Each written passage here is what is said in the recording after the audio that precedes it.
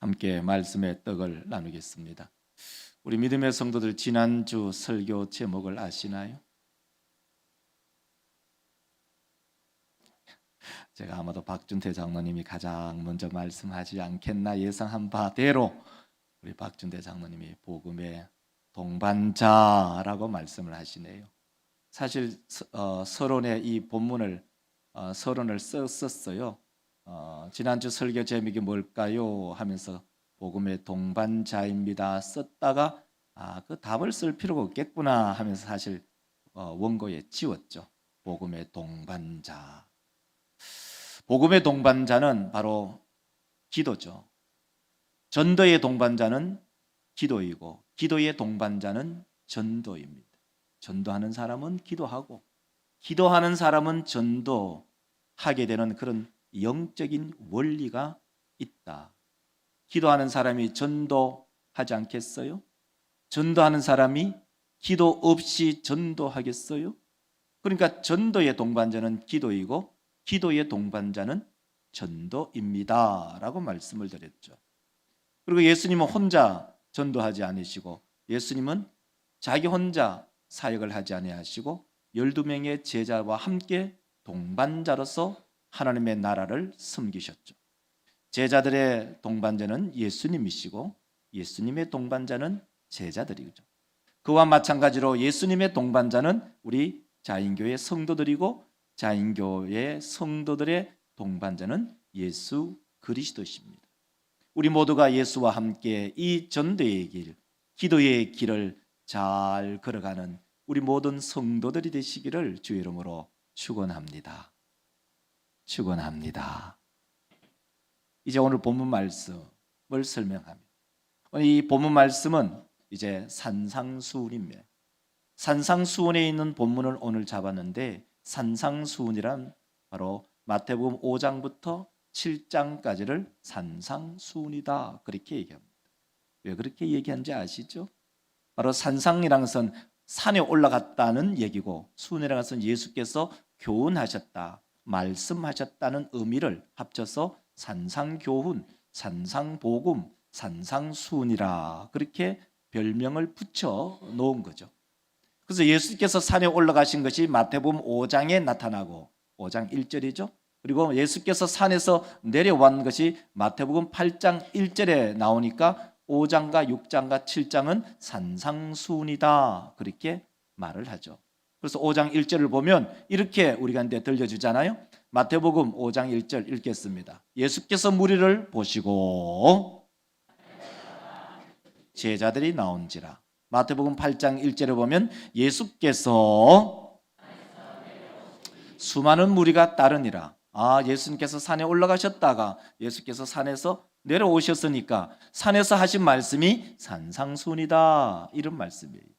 근데 산상수훈 중에서도 이 끝자락에 그러니까 5장, 6장, 7장 중에 오늘 우리 본문은 7장 15절부터 20절까지니까 산상수훈 끝자락에 있다는 것을 알 수가 있죠.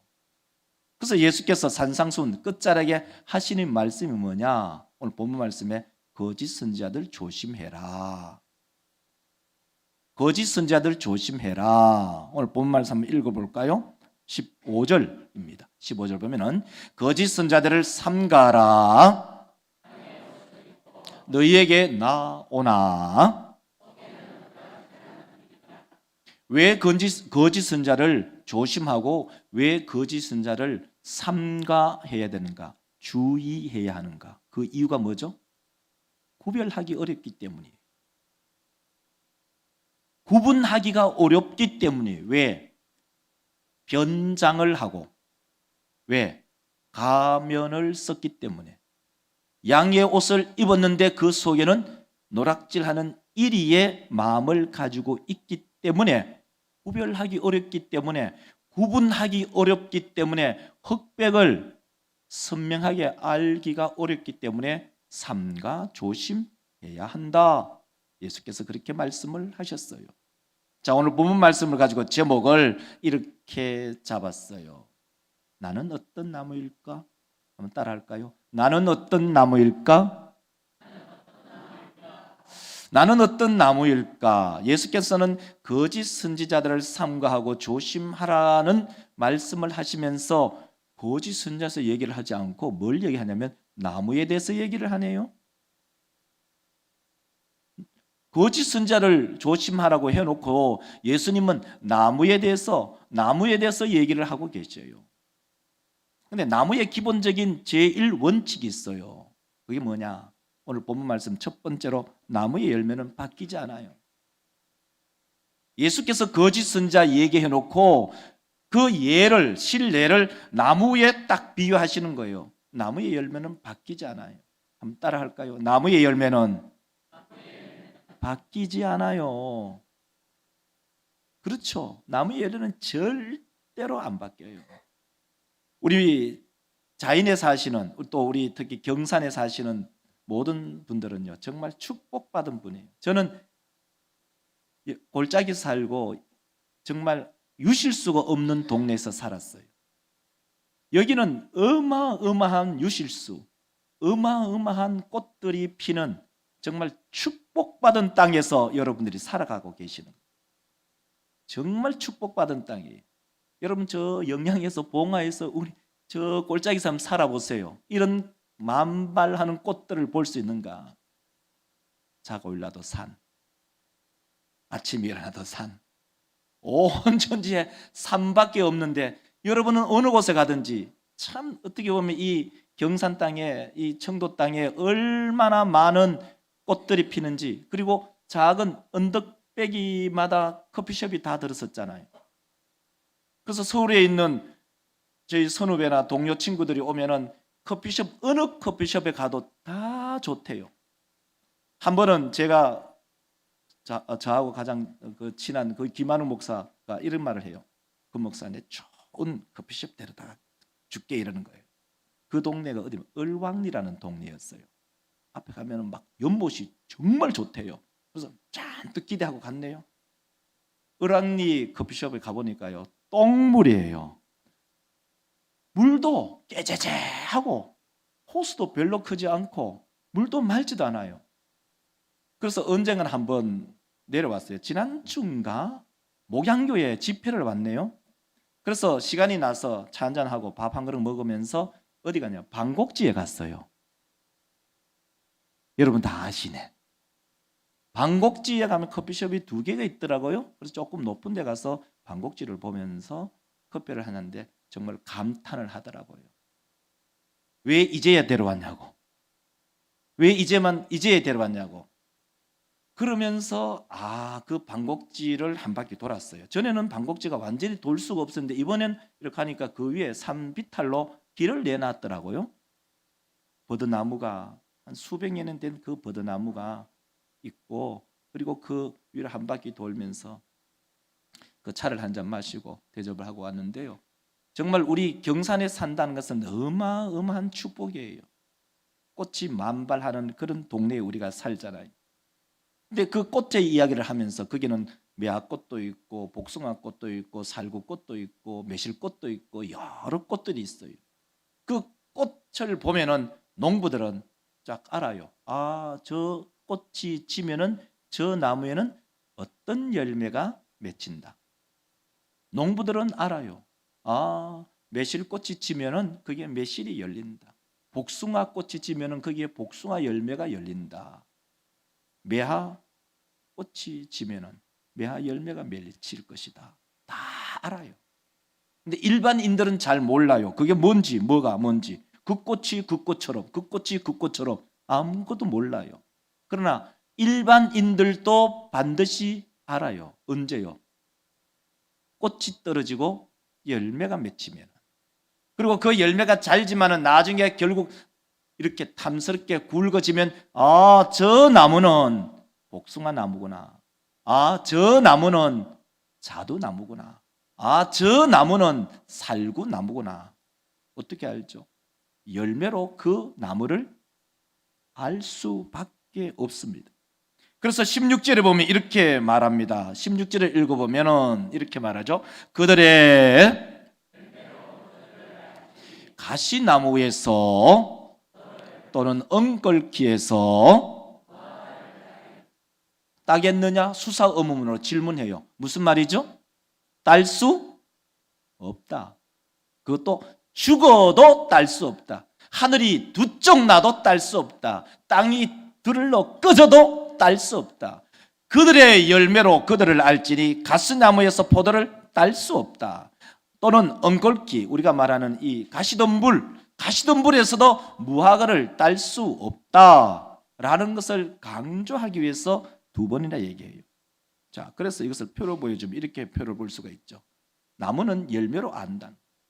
가시나무에서 포도 절대로 딸 수 없다.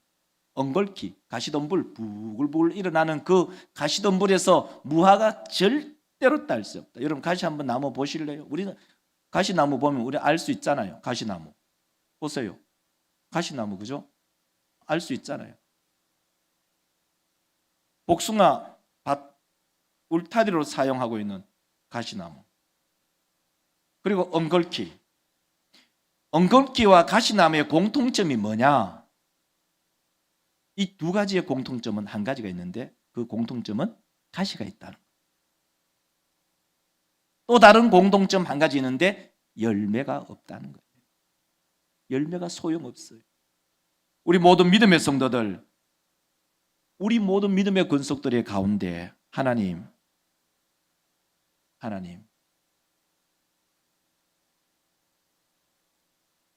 나무는 열매를 바꾸지 못합니다. 포도나무는 포도가 열리고 복숭아 나무는 복숭아가 열립니다. 나무는 열매가 바뀌지 않습니다. 나무는 열매가 바뀌지 않습니다. 그래서 예수께서는 이렇게 확정지어서 말씀합니다. 17절과 18절을 한번 읽어볼까요? 17절, 18절을 읽어보면 이렇게 읽어져요. 이와 같이 아름다운 열매를 맺고 나쁜 열매를 맺나니. 18절 시작. 나쁜 열매를 맺을 수 없고 아름다운 열매를 맺을 수 없느니라. 맞죠? 나무는 열매를 절대로 바꿀 수가 없어요. 그 나무가 어떤 나무에 따라서 그 열매가 결정된다, 이런 말씀이죠. 이것을 표로 보여주면 이렇게 말합니다. 반드시 좋은 나무는 아름다운 열매를 맺어요. 못된 나무는 반드시 나쁜 열매를 맺어요. 나무는 열매를 바꾸지 않습니다. 나무는 열매를 바뀌게 열릴 수가 없다는 진리를 예수께서는 말씀합니다. 우리 모든 믿음의 권속들이 좋은 나무, 좋은 열매 맺히는 그러한 성도들이 되시기를 주의 이름으로 축원합니다. 두 번째로, 그럼 나는 어떤 나무인가? 나무는, 좋은 나무는 반드시 좋은 열매를 맺히고 나쁜 나무는 반드시 나쁜 열매를 맺히는데, 그러면 나는 어떤 나무인가? 한번 따라합시다. 나는 어떤 나무인가? 나는 어떤 나무일까? 여러분 한번 스스로를 한번 생각해 보십시오. 나는 어떤 나무일까? 사랑하는 성도 여러분, 우리 모든 성도들이 유실수, 좋은 나무가 되어서 풍성한 좋은 열매를 주릉주릉 열어가는, 맺혀가는 그러한 성도들이 되시기를 주의 이름으로 축원합니다. 좋은 나무는 어떤 나무일까요? 좋은 나무는 좋은 열매를, 좋은 과실을 맺히는 나무입니다. 그 좋은 나무는 또 다르게 환원한다면 유실수를 말합니다. 유실수가 어떤 나무일까요? 과일을 맺혀가는 나무가 유실수죠. 그 유실수는 바로 포도나무, 그리고 성경에 나오는 무화과 나무죠. 우리가 말하면 복숭아 나무, 때로는 신비, 또 천도복숭아, 또 이 털복숭아 이런 유실수를 말을 하고 있어요. 그럼 만약에 이 나무가 있는데 자기는 유실수 좋은 나무라고 얘기하는데 거기에 좋은 열매가 맺히지 않으면 어떤 결과가 올까요? 그 결과는 그 나무를 베어버려야 합니다. 오늘 본문 말씀에 이렇게 말하죠. 19절을 읽어보면 이렇게 말합니다. 다 같이 한번 읽겠습니다. 아름다운 열매를 맺지 아니하는 나무마다 지켜 불에 던져지느니라. 아멘. 이게 원리죠. 여러분이 농부든 농부가 아니든 아니면 우리의 체전에다가 복숭아 나무 5그루 심었는데 3년이 지나고 5년이 지났는데 복숭아가 안 열린다. 좀 더 참아 봅시다. 인내가 있는 분들이니까 7년을 참았네요. 복숭아 나무에 복숭아가 열리지 않아요. 그러면 그 복숭아 나무 어떻게 할까요? 아니, 한 10년 기다려 볼까요? 또 한 20년? 그렇게 기다릴 사람은 그렇게 많지 않을 거예요. 유실수를 심으면 거기는 기대하는 바가 있고, 포도나무를 심으면 거기에 포도를 얻고 싶고, 무화과 나무를 심으면 무화과 열매를 얻고 싶습니다. 안 열린다? 그럼 그 나무를 베야 됩니다. 그 나무 베야 된다고요. 땅만 버릴 수밖에 없기 때문에 베야 됩니다. 그래서 하나님께서는 이사야서 5장에 포도원 노래를 부르고 있어요. 그 포도원 노래가 뭐냐면 바로 이거죠. 하나님께서 포도원을 조성했어요. 그 땅 황무지를 다 개간해가지고 굵은 돌들 다 밖으로 내어서 돌담을 쌓고, 그리고 작은 돌 또 굴러내어서 또 다 걸러내어서 그 돌담 틈 사이사이에 작은 돌들 다 꽂아놓고 거기에 망대도 만들고, 또 포도주 털을 포도가 많이 생산되면 포도주 털을 밟아서 포도주 생산할 것을 기대하면서 포도주 털도 만들고, 거기에다가 극상품 포도 이제 묘목이죠. 묘목을 다 심어뒀어요. 기대하면서 설레는 마음으로 풍성한 포도를 기대했는데 웬걸 열리기는 열렸는데 그 열린 것이 뭐냐면 덜포도예요. 그 덜포도란 말은 악취가 나는, 다르게 표현하면은 써서 먹을 수가 없는 이런 의미예요. 독딸기 이런 의미인데 도저히 먹을 수 없는 그런 썬 포도가 그 포도나무에 열린 거예요. 정말 희귀한 일이죠. 분명히 극상품 포도나무를 심어놨는데, 좋은 종자를 심어놨는데 그 종자에 기대되지 않는 쓸데없는 농부의 일만 만드는 번거로운 포도가 열린 거예요. 그럼 그 포도 원칙이 어떻게 할까요?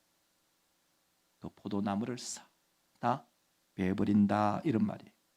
그러므로 우리 사랑하는 믿음의 권속들, 여러분의 마음속에 유실수 나무를 심으시기를 주의 이름으로 축원합니다.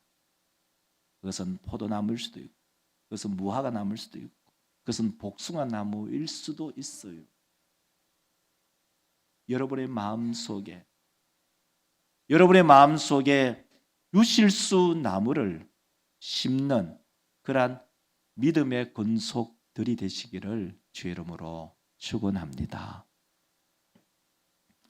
이 유실수 나무를 내 마음에 심는다는 것을 어떻게 표현할까? 저는 이 본문 말씀을 읽으면서 내 마음에 유실수 나무를 심는다는 것은 새 생명을 작정하는 것이다. 4월 28일이 새 생명 1차 작정 주일입니다. 내 마음에 유실수를 심는다는 것은 내 마음에 새 생명을 작정하는 것입니다. 여러분의 마음속에, 머릿속에 나는 어떤 사람을 작정할까 염두에 둔 바가 있나요? 나는 어떤 사람을 내 마음의 유실수로 심을까 결심한 바가 있나요? 내 마음에 유실수가 없으면 당연히 열매는 기대할 수가 없습니다. 기대했어도 안 됩니다. 왜냐하면 나무를 심지 않았기 때문에.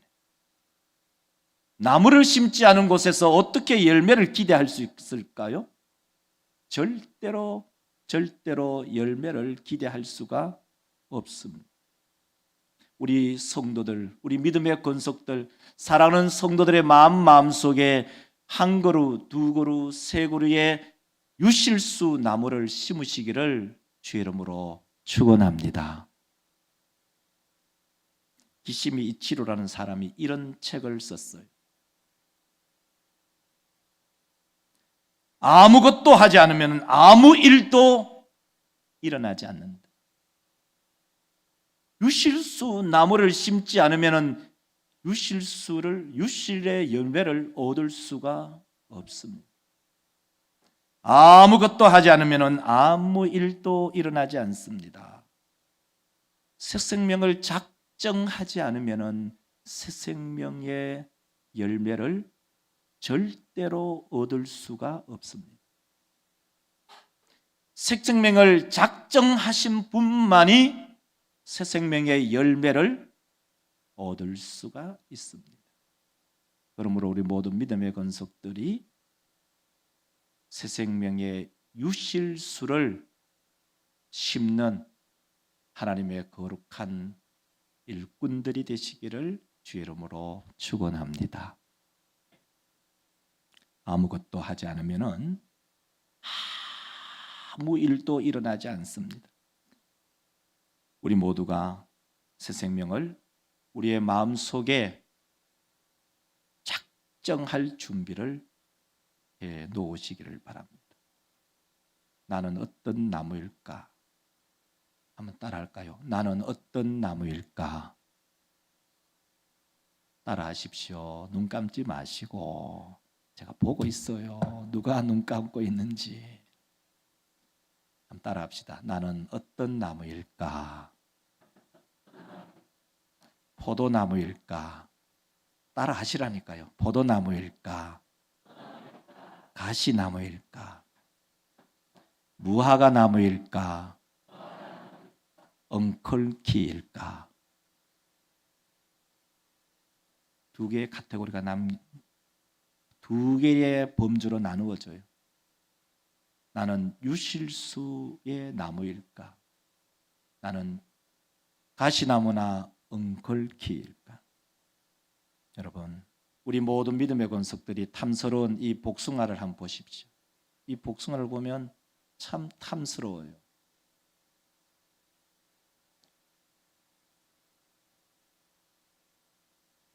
방송실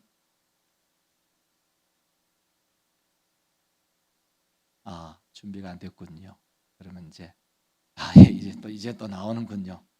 우리 모든 믿음의 권속들이 이런 복숭아, 우리 지역의 특산물, 여러분의 마음속에 복숭아 나무를 심으면 아름다운 탐스러운 복숭아 열매를 얻을 수 있습니다. 복숭아 나무를 심지 않으면 복숭아 열매를 얻을 수가 없습니다. 이제 말씀을 천천히 정리할까 싶습니다. 7장 20절을 읽으면 우리는 아주 선명하게 압니다. 여러분 읽겠습니다. 이러므로 그들을 알리라. 이 20절은 15절과 연결됩니다. 15절을 한번 읽어볼까요? 거짓 선자들을 삼가라. 너희에게 나오나. 여러분, 예수께서는 거짓 선자들을 삼가하라. 자, 이것을 우리의 현실로 바꿔놓을게요. 거짓 목사들 삼가하라. 왜? 그 이유가 뭐죠? 양의 옷을 입고 너희에게, 성도에게 나오기 때문에 조심해라. 뒤집어 놓고 얘기하겠습니다. 거짓 장로를 삼가하라. 거짓 장로 조심해라. 왜? 양의 옷을 입고 성도들에게 나오기 때문에. 속에는 노략질하는 이리가 있기 때문에. 거짓 권사들을 삼가해라. 거짓 권사들 조심해라. 왜? 양의 옷을 입고 성도들에게 나오기 때문에 그 속에는 노략질하는 이리의 속, 검은 속을 가지고 있어. 거짓 시무집사 조심해라. 왜? 그 껍데기는 양의 옷을 입고 있지만 성도들에게 나오는 그 속내는 시꺼먼 이리의 속내를 가지고 있기 때문에 거짓 교인들 조심해라. 거짓 교인들 삼가해라. 왜? 겉모습은 마스카라하고 좋은 옷 입고 화장빨로 양의 옷을 입고 나오지만 실질적으로는 그 속에는 노략질하는 일이기 때문입니다.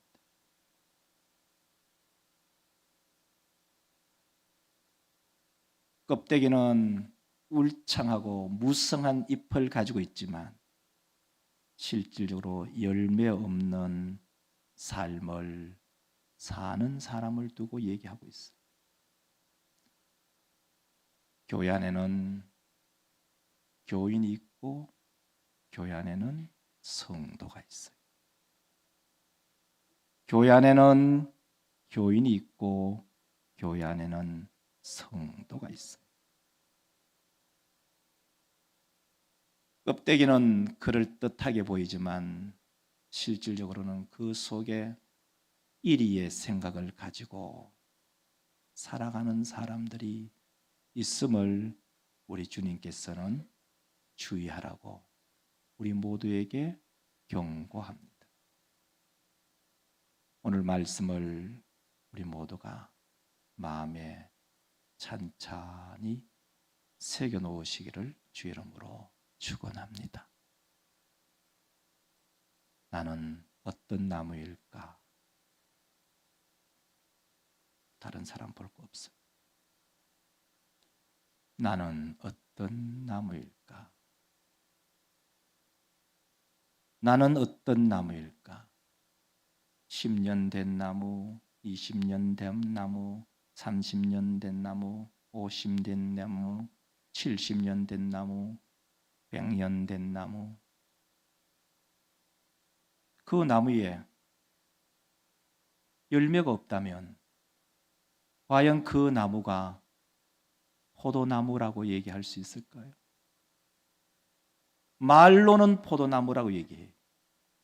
말로는 무화과 나무라고 얘기하는데 무화과 나무에 무화과가 안 열리네요. 포도나무에 포도가 열리지 않네요. 근데 자기는 포도나무래. 자기는 무화과 나무라고 빡빡 우기네. 무화과 나무에 무화과가 열리지 않은데 포도나무에 포도가 열리지 않는데 자기는 포도나무라고 빡빡 우겨요. 나는 어떤 나무일까? 여러분 스스로가 자문하시고 자답하는 이 아침이 되기를 주의 이름으로 축원합니다. 기도합시다. 하나님, 나는 어떤 나무일까?